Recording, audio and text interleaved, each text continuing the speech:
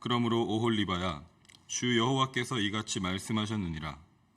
나는 네가 사랑하다가 싫어하던 자들을 충동하여 그들이 사방에서 와서 너를 치게 하리니 그들은 바벨론 사람과 갈대아 모든 무리, 브것과 소아와 고아 사람과 또 그와 함께한 모든 아수르 사람, 곧 준수한 청년이며 다 고관과 감독이며 귀인과 유명한 자요, 다 말 타는 자들이라.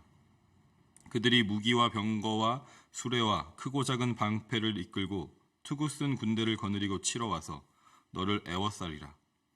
내가 재판을 그들에게 맡긴즉 그들이 그들의 법대로 너를 재판하리라.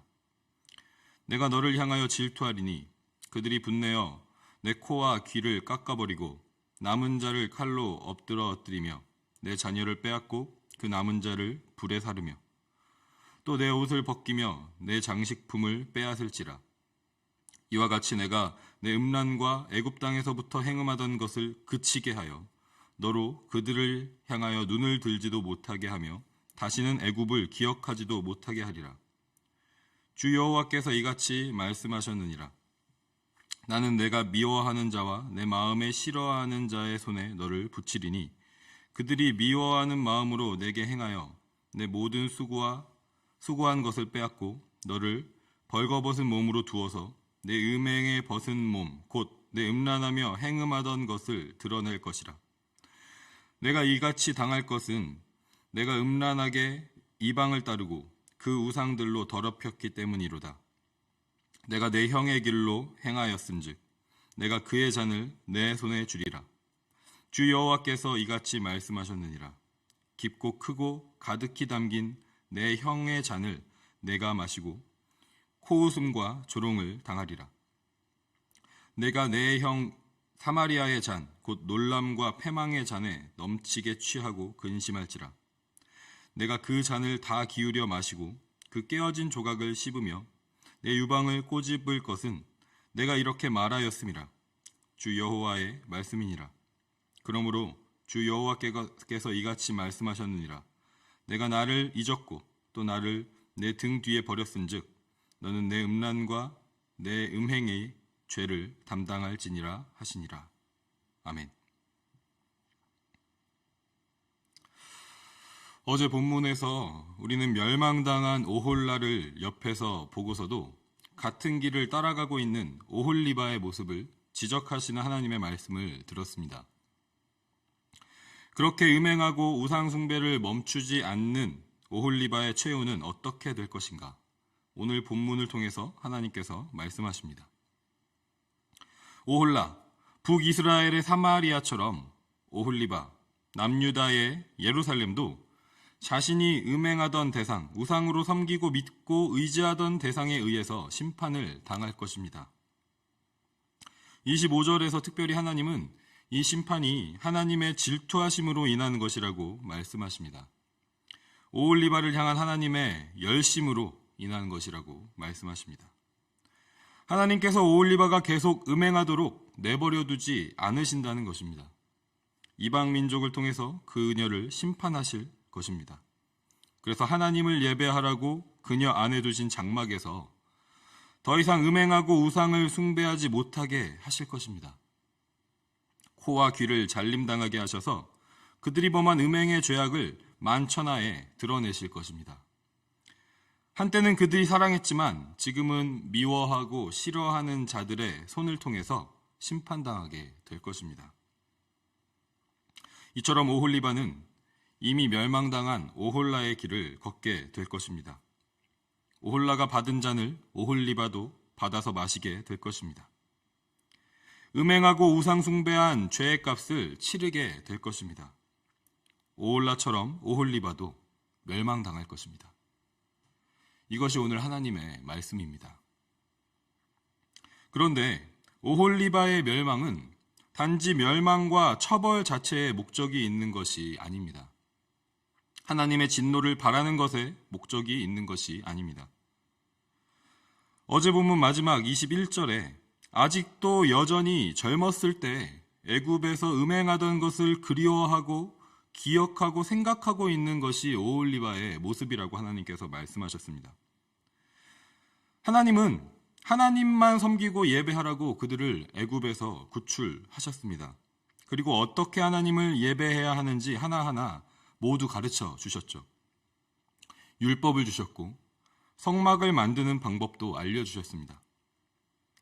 광야에서 구름 기둥과 불 기둥으로 임재하셨고 그들을 인도하셔서 멈추라고 하시는 곳마다 성막을 가장 중심에 세우고 하나님의 말씀과 법을 지키면서 하나님만 예배하게 하셨습니다. 약속하신 땅 가나안에 들어가서는 광야에서 계속 이동했던 그 성막이 이제 장막이 되게 하셔서 다윗 왕이 통치하던 때까지 그곳에서 하나님을 예배하게 하셨습니다. 그리고 솔로몬 왕의 통치 때에 예루살렘의 성전을 건축하게 하셔서 하나님께서 거기에 거하시겠다고 하셨습니다. 오홀리바는 그 이름의 뜻대로 그 안에 하나님께서 거하시는 장막, 성전이 있는 거룩한 곳으로 지음받고 세워졌습니다. 그런데 그녀가 아직도 여전히 젊었을 때 애굽에서 음행하던 때를 잊지 못하고 있는 것입니다. 하나님께서 계시는 성전에서 하나님께서 지켜보고 계시는 그 가운데 하나님이 아닌 우상을 섬기고 있는 것입니다. 그런데 더 심각한 문제는 오홀리바 스스로는 하나님을 잘 섬기고 있다고 생각했다는 것입니다. 왕이 공평과 정의로 나라를 다스리지 않으면서도 제사장들과 거짓 선지자들이 부패해서 백성들을 착취하고 자신들의 이익만을 취하고 있으면서도 성전에서 하나님께 제사를 드리기만 하면 된다고, 그러면 괜찮다고 생각했습니다. 하나님의 영광은 결코 남유다를, 예루살렘을 떠나시지 않는다고 믿었습니다. 그들의 이 왜곡된 믿음은 더 이상 그들 스스로 회개하고 돌이킬 수 있는 자정 능력을 상실했다는 것을 보여주고 있습니다. 내버려두면 내버려둘수록 아직도 여전히 음행을 행하고 있으면서 하나님을 섬기고 있다고 착각하게 만들 뿐이었습니다.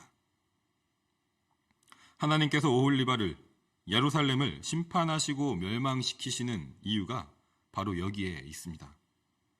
오늘 본문 27절에서 말씀하시는 것처럼 그녀의 음행을 그치게 하시기 위한 것입니다.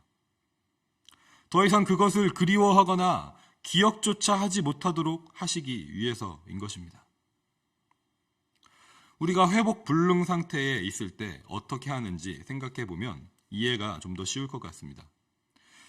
용수철이 임계점을 지났을 때, 어떤 문제를 해결할 수 있는 골든타임을 놓쳤을 때, 우리가 흔히 용수철을 가지고 많이 예를 들어 왔는데, 용수철이 그 탄성을 가지고 있을 수 있는 임계점이 있습니다.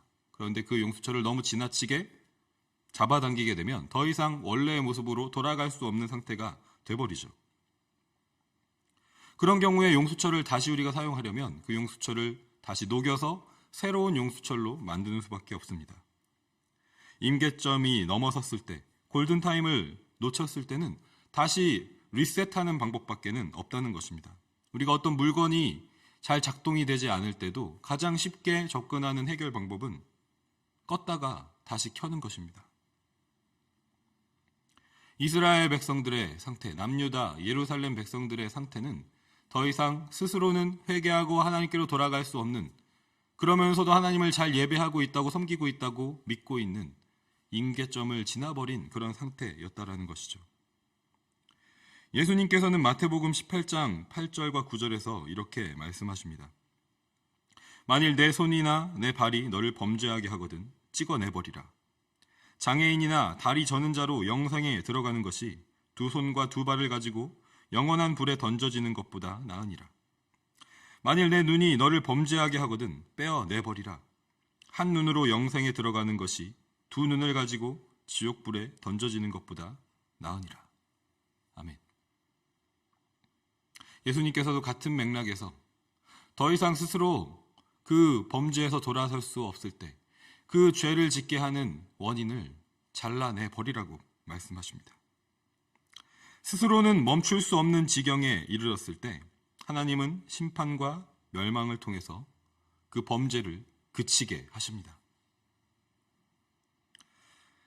사실 우리는 하나님께서 이렇게 그치게 하시는 은혜를 규칙적으로 경험하면서 살아가고 있습니다.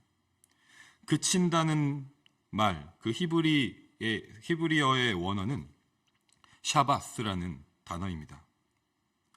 이 단어는 우리가 너무나도 잘 알고 있는 안식일과 같은 그 어원을 가진 단어입니다. 멈춘다, 안식한다. 그러니까 단순히 그친다는 말은 어떤 행동을 멈추는 것에서 끝나는 것이 아니라 하나님께서 우리에게 말씀하신 그 안식, 일주일에 6일을 열심히 일하고 마지막 7번째 날은 하나님께서 안식하라고 말씀하신 그 안식을 의미한다는 것이죠.